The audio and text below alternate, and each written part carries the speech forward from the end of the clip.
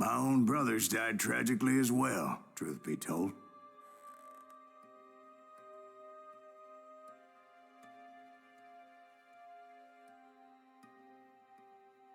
It was 1868, and me and my older brothers were pulling a tidy profit running cattle into Juarez, Mexico. One night after my brothers retired for the evening, I found a little poker game in a cantina with a couple of cowboys. And I just couldn't lose. I even won an old Spanish coin that had to be 100 years old. Well, I was mighty pleased with myself the next morning as my brothers and I rode for Texas. But before we crossed the border, those cowboys caught up with us. It was Johnny Ringo, Roscoe Bob Bryant, and another asshole named Jim. They wanted their money back and everything else we had, including our lives, as those boys didn't want us coming for them later. Bob put that old Spanish coin in my mouth and said, "I won't have it said that I left you with nothing, boy." Well, those horses bolted, and there we hung as those bastards rode away. The branch finally snapped under the weight of the three of us, but being my older brothers were bigger and heavier, they were already dead. And right then I swore to myself that I would avenge them. Ringo you know about. But Bob eluded me, until I heard he was riding with the Wild Bunch.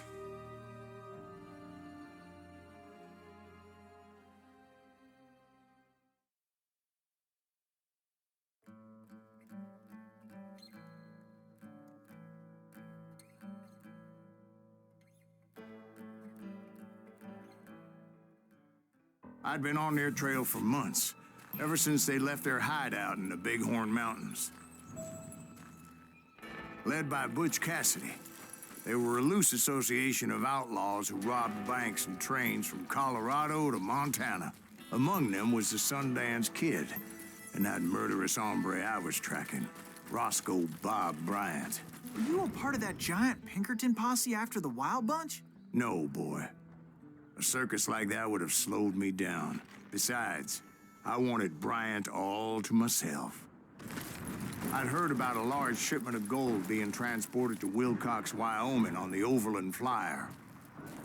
I figured the Wild Bunch would likely hit such a treasure, and by God, I figured right. They blew the bridge with the intention of forcing the train to stop. Well, I assumed the Wild Bunch was likely in the still intact part of the train high above. I was determined to make that sumbitch Bob pay for what he did to my brothers.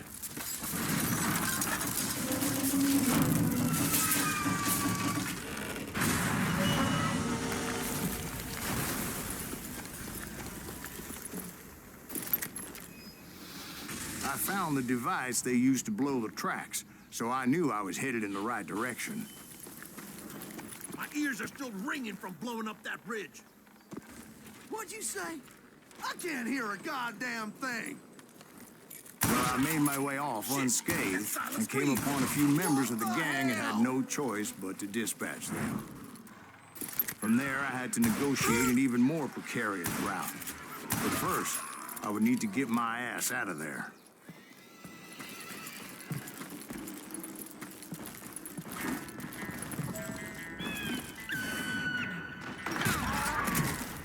I jumped from the frying pan into the fire as the train was clearly fixing to fall. I had found the gang, but in order to find old Bob, I needed to fight my way forward past a whole passel of desperados.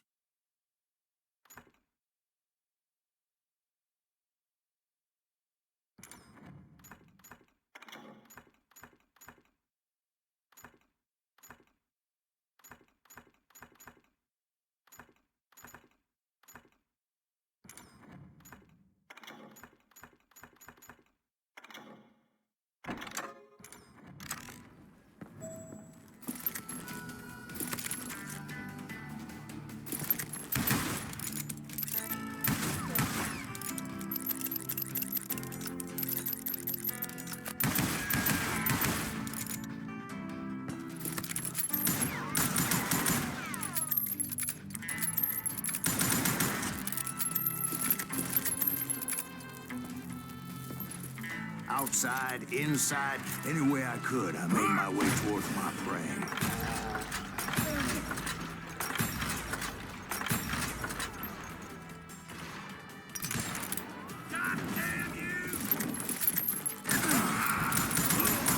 What about the passengers?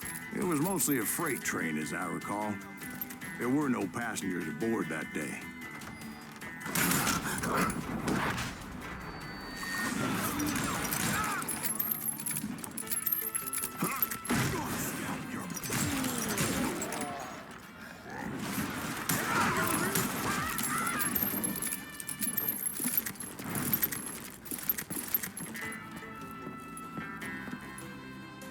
As I mentioned before, I am not fond of heights.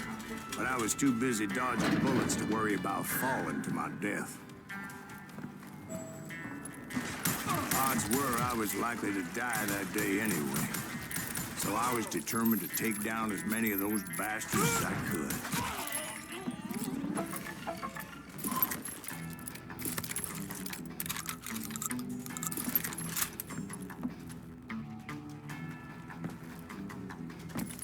At times, it was like shooting ducks in a shooting gallery. The only difference is these damn ducks shot back.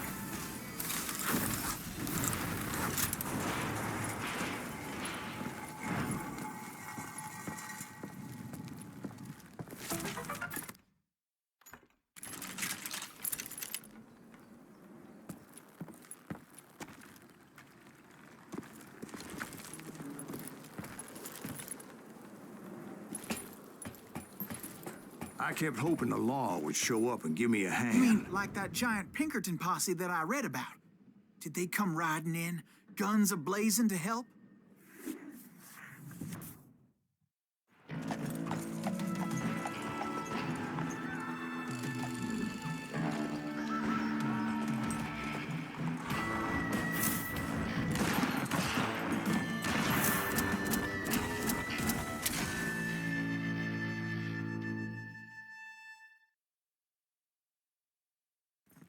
Help? From the Pinkertons? No, son.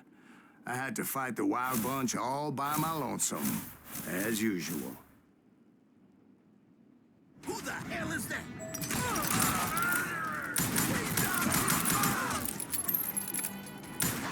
Take cover! Retreat! Retreat!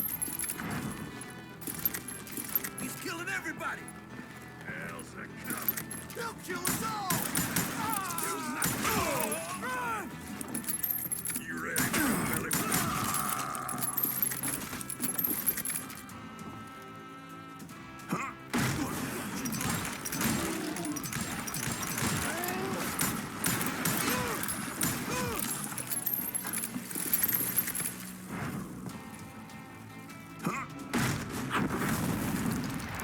My guess is those dime novels didn't portray this as it happened, did they?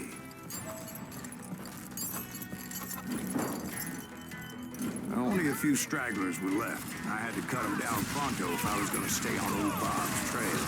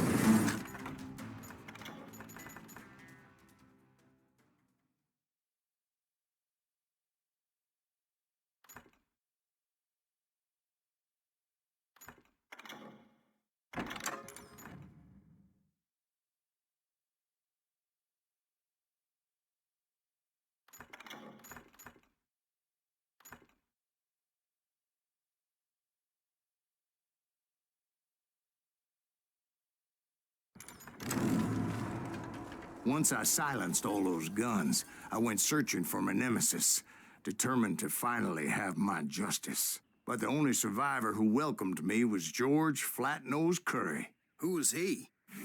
The fastest gun in the gang. Right after Sundance, I mean. And Kid Curry, and maybe Elsie Lay. Though some folks might dispute that.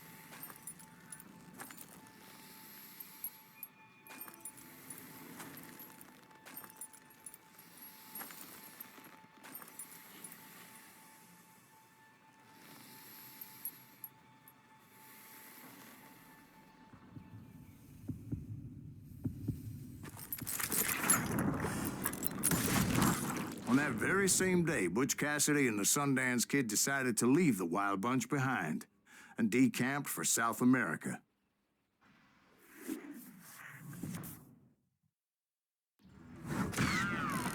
They ended up living down there for many years, but I'm sure you already know all about that.